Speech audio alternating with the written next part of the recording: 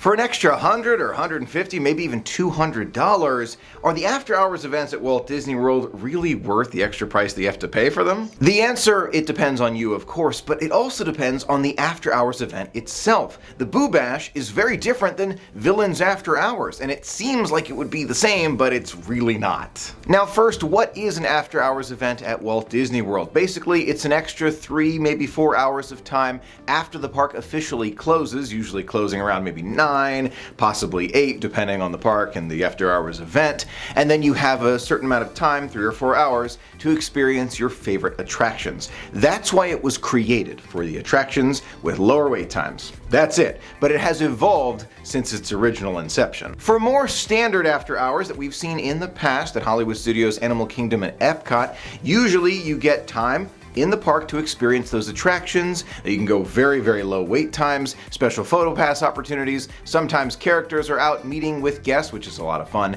Some snacks are included like ice cream, popcorn, maybe some soda, and then that's about it. Of course, it varies from event to event, but that's basically how it used to be. But nowadays, we're seeing something very different, especially at the Magic Kingdom. Now, these standard after hours used to be very common, but now it's becoming more of a themed event, and of course, they cost more money when they have a theming involved with them. Usually cost between, let's say, about $130, $150, maybe even $200 if you're going during a peak time like on Halloween night or right around Christmas. At Magic Kingdom, for these very special events, they've been including more than just the snacks, photos, and ride opportunities. You have the opportunity to actually sometimes see cavalcades coming through, or maybe there's a special overlay at one of your favorite attractions. And some of the after-hours events, ones in the future particularly, are looking at some special parades and even stage shows.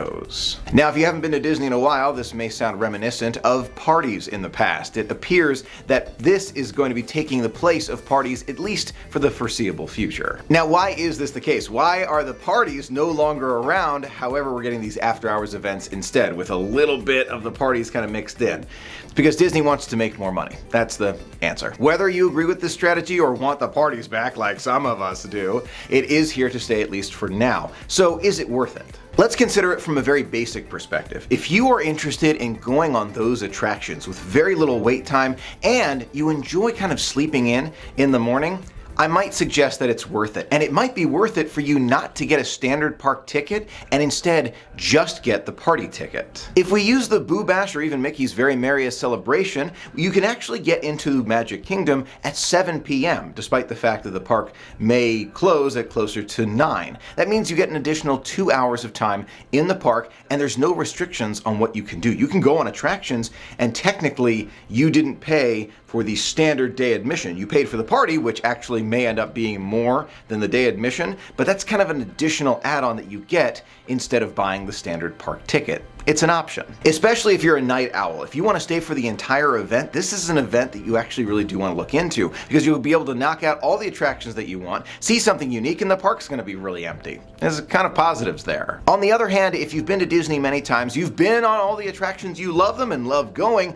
but it's not really your primary focus when you're thinking about an after-hours event. You want something special. You want something that you can't see any other time. Well, the Mickey Very Merriest event, that might be a little different with the holiday after hours, but usually I would say it's really not worth it for you. It's important to remember that right now anyway, and it looks like that might be changing in the future, these after-hours events are about the attractions. Yes, you get the snacks and some photo opportunities, but it's about the attractions. If you're paying another $100+ $150+ for you and everyone in your party, make sure it's about those attractions and the low wait time. Now, to give you an example of some of those wait times, I went to the Boo Bash. I enjoyed it. I really did. Didn't quite think it was worth it for me, but I went and I was able to get on every attraction in less than 10 minutes. Even some of the really big headliner attractions, like Seven Dwarfs Mine Train, I got on there. It said, I think, like 25 minutes. I was on it in 10. So it's really quick. It's meant for the attractions. I was able to get through every mountain in like an hour. It was so fast. Now, another question, is it good for kids and the entire family? Again, same question. Are your kids got night owls? Will they have energy at 1 in the morning? Will they be sleeping in till noon that day, day of, basically? If it is, maybe. And also, if any of your children have sensory issues, really don't like those crowds or loud noises, this is actually something that I'd recommend. I was speaking to a family just the other day, and they love the after-hours events because of the low crowds and lower noise. So the children that they have had sensory issues, and they were wearing the earplugs, right, just to make sure that they really weren't getting overstimulated. I don't fully understand how that works, but I understand the concept.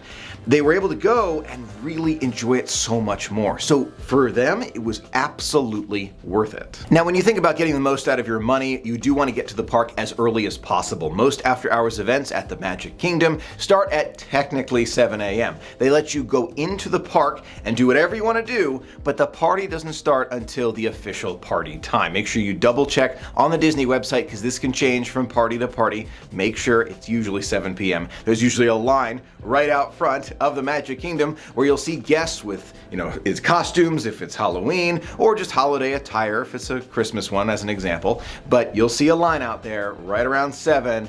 Earlier is better, but they let you in right around 7, maybe even 6:45, but it depends on the night. Once you make it into the Magic Kingdom, I recommend really prioritizing what you want to do. If you do not want to see the fireworks at Magic Kingdom, this will give you an opportunity to ride several rides prior to the actual after-hours event. But maybe that's not what you want to do, because many of the rides will still be open. So perhaps you want to go to a restaurant that wouldn't otherwise be open to you, because at after hours, many of them close.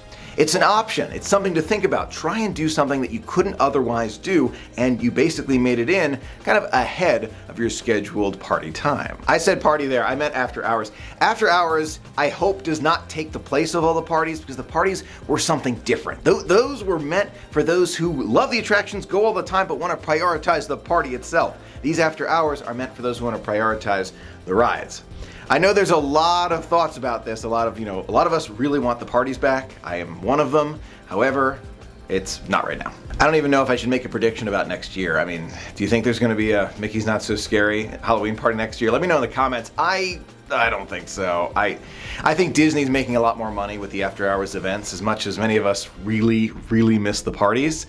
I think, at least for the foreseeable future, we are going to be with parties, or after hours events. See, I did it again. When you make your way in for the party and you get your wristband, be sure to grab the map, which will explain everything that's happening during your party night. It even gives you the time. For example, 9 p.m. to 12 a.m. here. It'll tell you what's open, what's available, some special locations, whether it's trick-or-treating or holiday items that you can get, some special snacks, things that you can get in addition for like an additional purchase, and it'll tell you where some of those PhotoPass opportunities are. In addition, during some nights of the Boo Bash, they'll hand you a very special kind of a glow-in-the-dark tattoos here, temporary tattoos, which are fun, kind of add to the experience for you. Now, don't forget, sodas, popcorn, and ice cream are unlimited in the park. Found at those kiosks all around the Magic Kingdom. You'll see the lines and guests standing waiting for the distribution of some of those items. Don't forget, they are unlimited, so if you're thinking about maybe a soda the next morning, don't be afraid to grab one or two on your way out before the party officially ends. At 12 o'clock on the button, all of these places will close. If you're in line for an attraction, that's one thing, but yeah, no more free ice cream or popcorn or soda once the clock strikes whatever the ending time is for you. Now, if you're like me and love the attractions, but that's not really your highest priority, but you still want to go, I recommend prioritizing PhotoPass, and if they have any cavalcades or stage shows or special fireworks, which we haven't seen yet, but probably will see very soon, take advantage of those when you're there. Also, don't be afraid to look for those specialty treats. I love the mocha chocolate chip frozen drink that you can find at the Outpost for the Boo Bash. That is a delicious one. It's only available then. You cannot get it during any other time, so maybe take advantage of that. If you're looking for the best after hours event, I personally recommend Villains After Hours. We haven't seen it in a while. Maybe it will return one day, but that was my favorite after hours event. There was just so much to experience. I'm gonna link the video to this one so you can actually follow that adventure we went together. It was so much fun, but other after hours events are good depending on what you're going for. Now, do you think after hours are worth it for you? Again, very specific to every family. Let me know in the comments below. And if you have a favorite thing to do, or maybe favorite after hours event that no longer exists, let me know in the comments as well. I'd love to hear from you. Thanks so much for being a part of the magic with me today. Until next time, have a magical day.